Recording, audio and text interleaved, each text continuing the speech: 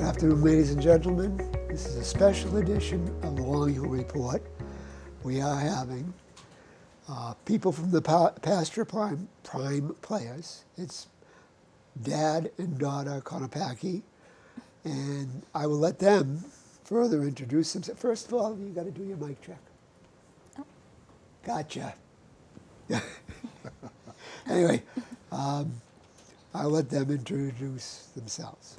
Okay. Do you want to go first? Sure. My name is Don Konopacki, and I'm the producer for the show we are putting on in the next 2 weeks. All right, and I am Victoria Konopacki, and I'm the director for the same show. And the show I've heard is The Darling Mr. London. Yes. And then next month you'll be doing The Darling Mr. Paris. No, I'm sorry, forgive me. Anyway, you need to speak about this. All right, so we have our Mr. London, Edward, who works at an intercontinental telephone exchange. And he works there as a telephone operator and has been having interesting conversations with other telephone operators from different countries.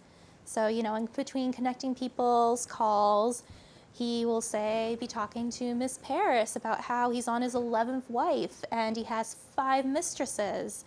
Or he'll be talking to Miss Rome about how, he would love to have a dozen children with her.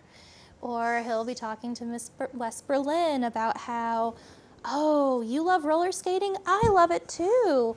But you know, one day I fell and I broke my leg and now I can't. That's why I'm not a champion.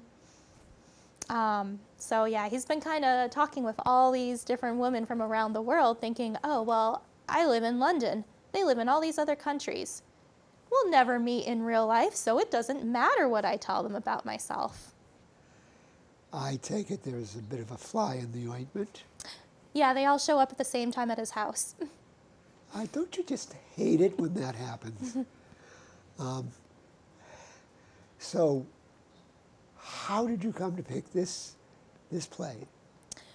Well, so when I first choose a play, I have a preference towards comedies. So I take this as might possibly be a comedy.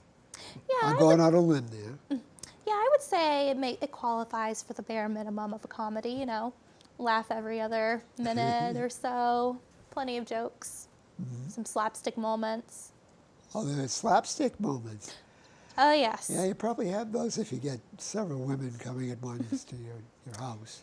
Well, they're not the only ones at his house because these women don't know that he is married. His brother-in-law who got him the job as a telephone operator and is his supervisor is constantly stopping by. His mother-in-law, who has every disease under the sun, according to her, is staying there. And he also has a priest in training who is renting a room in their house.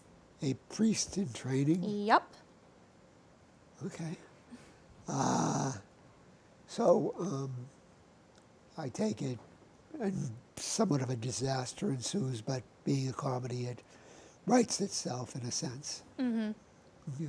Well, he's just trying to keep up with all of the, maybe it would have worked out better for him if he just came out and was honest from the start, but he's like, it's okay, I can like pretend to be who they think I am for a bit and I'll just get rid of them really fast and no one has to know they were ever here, and of course it's not going to go that way. Yeah, that sounds a little, like a wish that cannot be met. So, what is it about this play that just got you? So when I was first reading the script, honestly, I was just nonstop laughing my first read through of it. It was hilarious, and one of the things I liked is even though it takes place in 1975, I feel that the story of it is something you could see happen today. Maybe not as a telephone operator, but in terms of people using the internet, pretending to be someone they aren't online. I would say there are a lot of people probably doing that on the internet. In fact, if it turned out that didn't happen at all on the internet, I would be a candidate for a pacemaker. Yeah, well, there aren't that many operators in the internet. You know, your cell phone is just no longer. I'm probably one of the few people who still has a landline. I don't think I've ever dialed an operator on it. Yeah, so even though there's no longer really telephone operators, I feel it's a very relatable story even Yes. for younger audience members, just because Probably they're like, especially younger. just because they could be like, oh yeah, I know of someone who pretended to be someone completely different on the internet. And being the producer, one of the things that always happens is the directors always have this wonderful play and they have all these great ideas. And then the producer goes over and reads it and says, how are we supposed to stage this? There are 6 doors in a very small space. And you can see where that can cause some chaos in itself. I wasn't even sure we had enough doors to build the set that she needed. Well, that's relatable to me. Is that we pretend to be farmers where I live, and a bear ripped a door off our chicken coop. And I had the worst time getting a door to replace it. They just don't come out of the woodwork. So in the space, however, where the play is going to be taken, which I believe is downstairs from here, Yes. you got the doors all up? Yes, the doors are all up, the set's complete, and somehow we did it. I had my doubts for a while. Well, you know, you could invite the Morrison family. I don't know if you get that. You don't get the Morrison family? I might be a little young for that. I think you're too young. But he looks relatively my age. It's not ringing a bell, but maybe. Riders on the storm. Oh, okay, yeah. Okay, Yeah, now you didn't I, get No. it. No. But that's now I okay. understand. The band called the Doors, Jim Morrison. Oh, okay. And okay. Just a little aside there, ladies and gentlemen. And I should have known better. You should have. You should have. You are somewhat my contemporary. Yes. What I have to do. No. Anyway, so you, as the producer, you couldn't find door. You got the doors. We did have enough doors. I hunted it down. The problem sometimes is when you have certain stage props and pieces of the set that have been in storage for a while, sometimes they warp a little bit, and having such a limited budget, we can't really afford to just go and replace these things. And we had to find ways to fix them as best we could. And I think I got them fairly straightened out, but it took quite a bit of effort. Now, the area downstairs where this is going to be played, the doors are up. People can they can open them, come in and go out. Yeah. It's not a huge area. You must have had to do some fancy footwork. Yeah, we definitely did some creative staging. Which is translated as fancy footwork. Well, so tell me about the people you cast. So we put out auditions for it, and actually, a funny thing was there was a bit of a mix-up in the audition post, and while we had the Tuesday ones announced, the Saturday ones ended up getting lost. So, you know, we're sitting there for Saturday auditions, and one actor who I had texted saying like, hey, do you want to come audition? Here's the show dates. And he was like, oh yeah, I'll happily come audition for it. So I texted him and I told him the time for Saturday. So he showed up and that was it. So then it turned into scrambling of, okay, we need to hold another round of auditions because it all got lost and people didn't realize they were happening. And there were quite a few other shows at the same time also going up. So, you know, we were kind of contacting some actors, and some were saying, like, well, I'm auditioning at the Bradley for this show. And another was like, oh, well, you know, there's the Gateway show, and I'm going to be doing that one. And then there was another play that was popping up around here. So it turned into, oh, wow. So anyone that we would typically cast, for the most part, is already in a show or is planning to audition for a different show already. So I take it the person who did show up was he, the darling Mr. London? Yes. You know, as there's so many other women, little process of deduction. The women who came in, they never showed up. How did you do? Did you go out and press gang like the British Navy used to go into among the civilian population and grab people and make them go on the ships? Did you go out and just beat up women to come in and audition? Kind of. So so it did turn into, okay. I want the Charlton Police, please. This isn't a really bad person. No, so we had some people show up to the Tuesday auditions. Okay. So we cast them, of course. We cast the person I mentioned who came to Saturday. And then for the remaining roles, we kind of reached out, and some of the actors reached out to friends they knew were interested in theater, but just were, I guess you could say, like, we're like a little nervous about getting involved. For some of the cast, this is their first time acting. For some, they haven't been on stage since, say, middle school. But we reached out to people that were interested in getting their feet wet or getting back into it. And we have an amazing cast. They've all been wonderful. And, okay, so when is this going to be performed? So we open next weekend, end of May. End of May, the date is 29th, 30, 31st. 31st. 30, 30. And it's at 4 Dresser Hill Road. The Yep. Pastor Prime Players. What is the other? How is this also commonly referred to? The Charlton Arts and Activity Center. The Charlton Arts and Activity Center. And what time of day? So the Friday and Saturday performances are going to be at 7:30 p.m. So that it would be Friday, May 30th, Saturday, May 31st, and then the next weekend, June 6th and 7th as well. And the same times. Yes, all at 7:30. And then Sunday performances, so that would be Sunday, June 1st and Sunday, June 8th, are at 2 p.m. That's good, yeah, great. Yeah. You want to give the names of the players? Give them some publicity. You don't have to. We won't. All the actors, or yeah, we don't have. You don't have to if but maybe they'd like to hear about themselves. okay.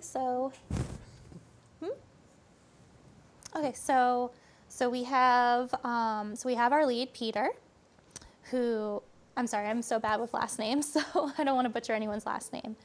But we have Peter in our lead, and he actually, I remember last time when you interviewed me for Puffs, we talked a bit about Soup du Jour. Yes. And he was actually the lead for Soup du Jour. Oh, very good. So he's a veteran of Pastor Prime. Yep, and you could say this role was almost written for him.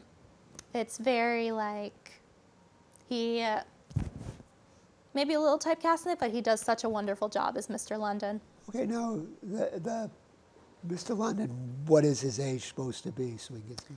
So he is supposed to be in his 30s around, Okay. so like mid to You late might have 30s kind mentioned of. that, yeah.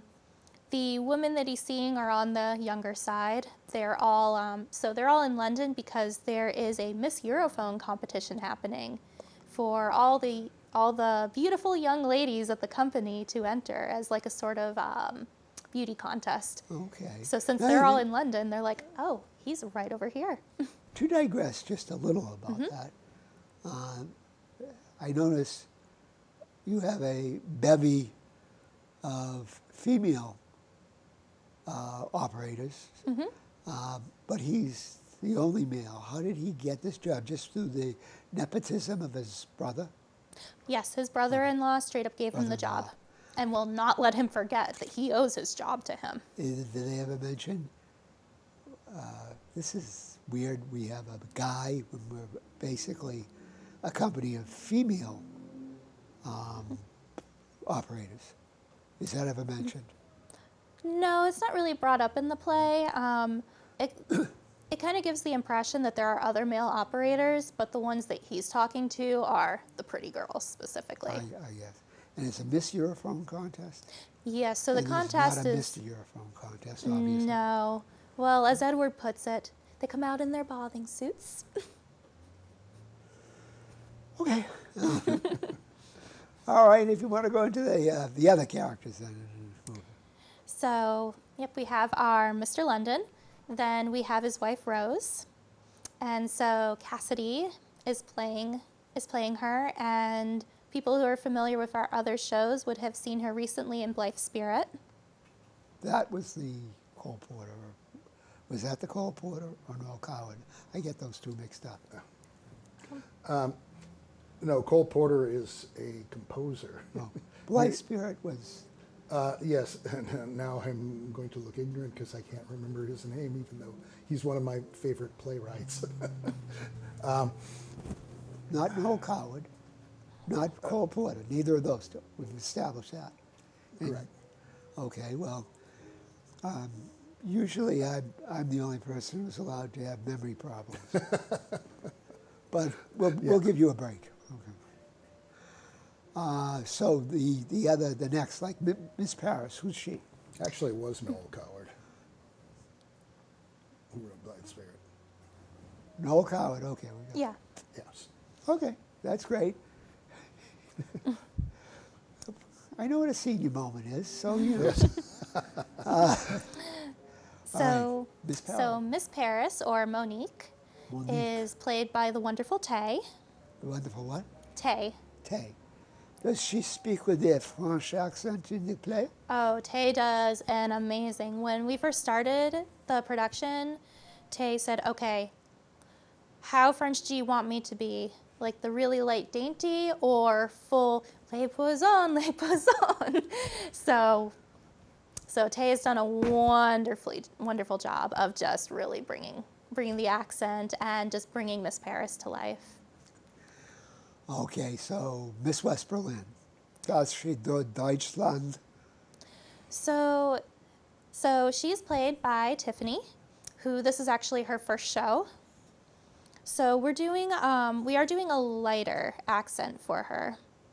So she still has the German accent, but it is a much lighter one, where when we were talking about it, like with a telephone operator, they would be trying to speak very clearly anyways, so we felt that it works for her character. But the attitude she brings to Miss West Berlin is absolutely perfect. Okay, Miss Rome. So Miss Rome, Miss Rome. yes. So this will actually be her actress's first show out here because she's actually out from Springfield.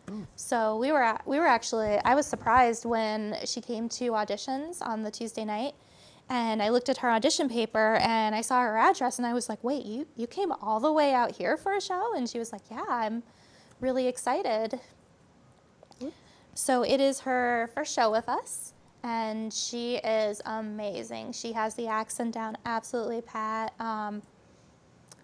She is absolutely perfect in terms of bringing Miss Rome to life. Now, other capitals or other countries, you have more than 3, I believe. There are other women that he's talking to. However, most of them do not appear in the show. Okay, but they appear by phone.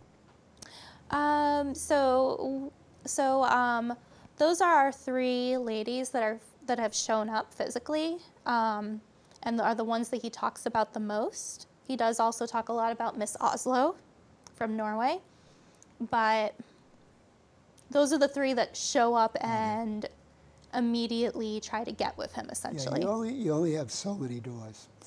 So that has to be a consideration. He wouldn't have room for any more, honestly, in that house. He's already hiding one of them in the bathroom, Yeah, okay. you didn't have a door to the bathroom? We do have a door to the Oh, bathroom. So, And we should also mention that the play takes place in England. London, yeah. There are no Americans in this cast. Everyone has a foreign accent, So Miss which makes it Mr. even London, more challenging. Mr. London and his extended family all have British accents, British yes. accents. Okay. And, well, this sounds like it's going to be a heck of a lot of fun. How, but now we got to get to, how did you get into this theater business, Victoria? So you could say I kind of, in a way, grew up backstage. Dad here has always been involved in local. Couldn't afford a house. Well, that's on them, not on me. Well, I was saying, Mr. Konopacki, what were you doing? Leaving your kid on the stage, being backstage for her formative years. Well, it's interesting because I got back into theater after must have been a good 20-year hiatus, because she wanted to be in a play, and it was The Wizard of Oz, and this is when we lived in Douglas.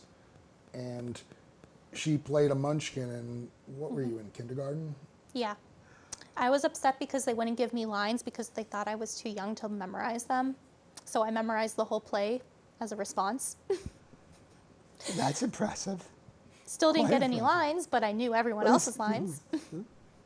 And you could critique them. You could have written an article for a newspaper, saying nobody really could have done this as well as I could. Well, I was a stubborn kindergartner. Well, they let you graduate and go on, so that's and that's where you got the bug in kinder. And Well, Dad was involved in a lot of plays after that. He got back into theater, and he would often be building the sets for them. So I would be, I would be the one there holding the nails or the screws and being like, here's your next one. Here's your next one. what was your next play? The next one was Snow White and the Seven Dwarfs, and I was the evil queen's cat. Cat. Oh, Yep. it's a start. Yep. Still no lines. Still learned other people's lines. But then the next one would be The Hobbit. And I finally got lines. I was cast as a dwarf, but I had lines finally. And what grade were you in? At that point, I was in 5th grade, so I was 10 at the time. So you could, a dwarf is not bad. Oh, yeah, no. The joke of the cast was I was the only one in the cast who was the right height as a dwarf. Well, we did a recent speech with a show with a fellow who was told he should play T.E. Lawrence. They were working up about T.E. Lawrence. And the thing about Peter O'Toole, who played T.E. Lawrence, he was not the height of T.E. Lawrence. T.E. Lawrence was a short guy. So he played a really, so it's not even easy in adults to get 8 great actors at the right size. But you couldn't play a dwarf now. You have to give that desire up. You probably already have. So Yep, well, I've moved on from any disappointment at not being cast. that's good. Well, what was the last play you were in? Seeing as you're a director now, have you given up acting? I have not, but it is kind of hard to act when you're directing a show, so I don't really want to cast myself in a show that I'm directing. That's understandable. So as long as you do it. And I did not audition for Blythe's Spirit, but I think the cast was amazing, and I wouldn't have wanted to take a role from them anyways because they were all so well cast. But it didn't work out with. I was actually abroad at the time when the auditions were happening, so that wasn't. One of the interesting things was that the last show that she acted in was the last show that I acted in, and it was the first time we had been on stage together since the Snow White and Seven Dwarfs play that we were in back in what, 97? Let's see, I was in 2nd grade, so I was 7, so 1998. Yeah. And you certainly weren't, you couldn't play a dwarf. You were too big at that point. No, I directed that particular, or co-directed that okay. particular play, and that was with another theater group. Do you like directing? I do. I like both acting and directing. I will admit I do really enjoy it because even when I'm acting, I'm like imagining like, well, if I was directing, how would I do this scene? How would I do that scene? So it is fun as a director to go, all right, we're going to do this scene kind of staged like this. I also come from a background in photography. I worked as a photographer for a little while when I first graduated from college. So I definitely, when I'm staging it, I'm kind of viewing it through that lens too of what are the best angles for the audience, you know. Sometimes when they're rehearsing, I will be like moving around the audience, checking how the scenes look from different angles just to make sure the blocking looks right everywhere. So I try to have it very deliberately. Very impressive, very impressive. So now, you need more actors for something else. Yes, You so. can- let's advertise for actors. Okay, so I am, maybe I'm losing my sanity here, but I agreed to direct 2 shows in a row.